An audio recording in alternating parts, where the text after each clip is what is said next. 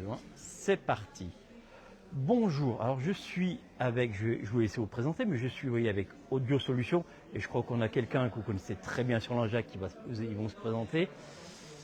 Voilà, alors Audio Solutions, je vous laisse vous présenter et votre fonction. Je t'en prie. Bonjour, donc Jean-Baptiste, je suis audioprothésiste depuis 2005. Bonjour, Jean-Benoît, je suis audioprothésiste au Puy-en-Velay, Vals, Craponne-sur-Arzon et Saugues, effectivement depuis 2005 également. Et on s'est connus avec Jean-Baptiste pendant nos études à l'université Claude Bernard de Lyon. Voilà. Alors Audio Solutions, alors donc on connaît parce que sur l'Anjac on a eu l'occasion de se croiser. Il y a une idée de maillage du territoire, c'est ça, dans votre démarche en Haute-Loire, pour la Haute-Loire, parce que je sais que vous avez aussi Audio Solutions est présent dans la Loire, j'en parlais avec une collaboratrice à vous tout à l'heure. Sur la Haute-Loire, Brioude, si on parle du territoire, c'est une démarche de proximité d'aller vers les personnes. Alors du coup, Audio Solutions a été créé au Puy-en-Velay en 2006 et je travaille avec Jean-Baptiste Revel depuis 2007. On est associés depuis toutes ces années. Audio Solutions, on est des audioprothésistes indépendants. Et effectivement, comme vous l'avez évoqué, l'idée c'est d'aller au plus proche de nos patients pour leur simplifier l'accès à l'audition. Et effectivement, on est présent sur plusieurs territoires ruraux de la Haute-Loire, à Saugues, Langeac, Craponne-sur-Arzon. On va également à Monistrol-sur-Loire. Et puis la base, c'est les 3 centres sur le bassin du Puy, au 39 place du Breuil au Puy-en-Velay, à Vals, avenue Jeanne d'Arc, et puis plus récemment à Brive-Charensac avec Delphine Soulier, c'est la côte... Côte de Tierboeuf. Côte de Tierboeuf. J'ai mal le micro. Côte de Tierboeuf. Comment ça fonctionne?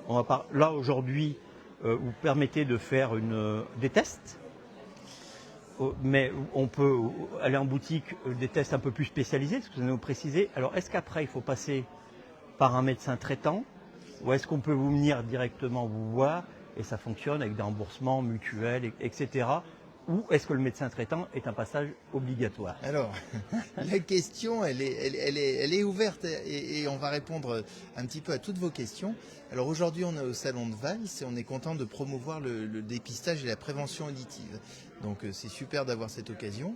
Vous pouvez venir dans tous nos centres gratuitement pour faire un dépistage auditif gratuit de 15 minutes qui est à but non médical mais pour vous donner la meilleure orientation sur le parcours de soins. Et effectivement, le médecin traitant est au cœur du parcours de soins. Si vous avez un problème d'audition, vous pouvez en parler à votre médecin traitant qui vous enverra vers un médecin ORL. Et c'est le médecin ORL qui vous prescrira un appareillage. À ce moment-là, vous pouvez venir nous voir pour un essai gratuit en centre auditif de 1 mois. Voilà. Donc on est aussi dans des parcours de soins un peu compliqués en Haute-Loire, je comprends bien, pour arriver... Voilà, on a ces parcours de soins parce que par rapport au manque de médecins traitants, c'est important finalement, en premier, si je résume, d'aller vous voir. Alors vous pouvez, c'est une option. Hein, ouais, mais on aura un gain de temps au cas où pour avoir un rendez-vous, pour être un traitant. Là, on a un délai d'une semaine, 15 jours, et puis on vous aide à orienter votre parcours de soins et à l'optimiser, effectivement. Voilà.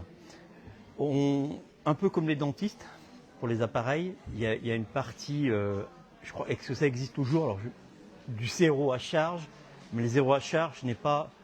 Je connais quelqu'un qui était équipé chez vous, qui en est très content, top, et qui n'est pas sur un appareil à zéro à charge, parce que aujourd'hui, zéro à charge, est-ce qu'on est sur des produits qui vont être plutôt, on va dire les mots, peut-être plutôt basiques, et aujourd'hui, vous proposez des solutions, à savoir, comme vous êtes indépendant, ne travaillez pas avec des marques, ça c'est important, qui proposent des solutions plus adaptées, plus complètes pour la vie moderne aujourd'hui. C'est là-dessus. Alors, comme tu veux, mais ouais. Sur le 100% santé, c'est une question très intéressante. Ouais. Oui, alors le 100% santé est en vigueur depuis le 1er janvier 2021. Aujourd'hui, au niveau national, le 100% santé représente 1/3 des adaptations en France. Donc les 2/3, on est sur la classe 2. Effectivement, il y a une petite différence technologique entre la classe 1 et la classe 2.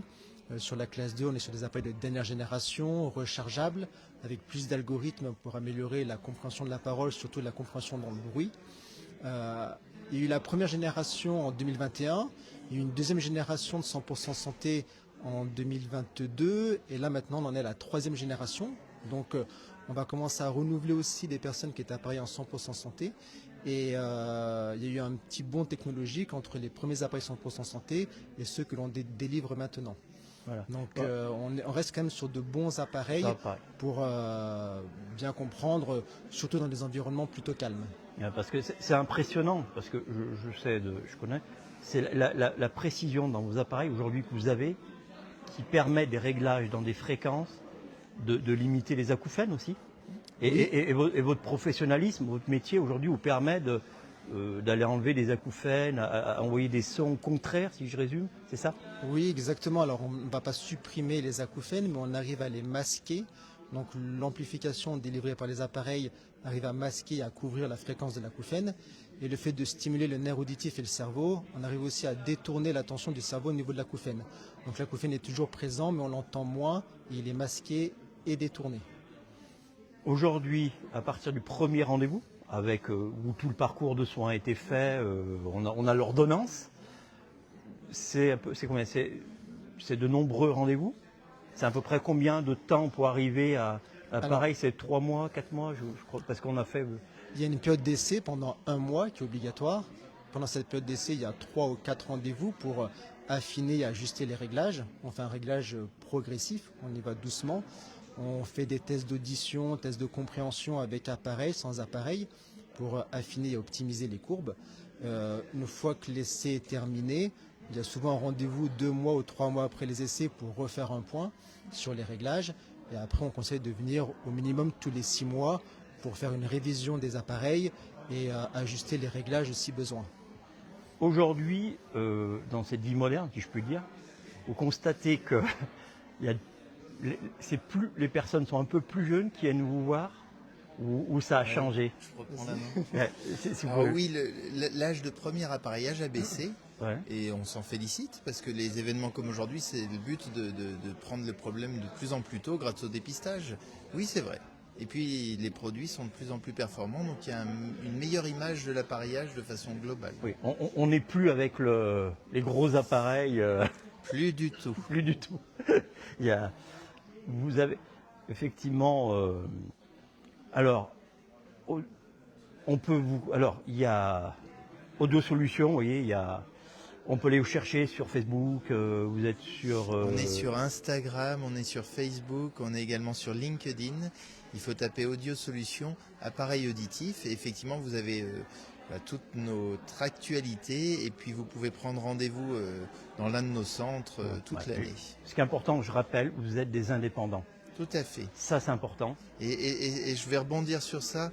Indépendant, pour nous, c'est qu'on partage les valeurs de l'indépendance, c'est-à-dire que c'est nos patients qui sont au centre de nos préoccupations. Et puis aussi, au niveau technique, on a le choix du fabricant. Et ça, c'est très important pour le choix prothétique. On est convaincu que c'est quelque chose qui est très important pour la satisfaction de notre clientèle. Alors, est-ce que vous avez quelque chose à rajouter que je ne vous aurais pas demandé, que vous pensiez qui est important? Ça, c'est... On a déjà pas mal dit. Ouais, Franchement, c'était une belle interview. Merci, monsieur. Merci beaucoup. On va passer un petit coucou à Nelly, à Langeac. Oui, bonjour Nelly. Parce que je sais qu'elle regarde de temps en temps. Donc, bonjour Nelly, depuis 17 ans. Ouais, voilà. Ensemble. Merci Nelly. Merci Nelly. Merci beaucoup d'avoir participé. Et puis bon salon. Et puis à bientôt. On se croisera. Merci pour l'interview. Ouais.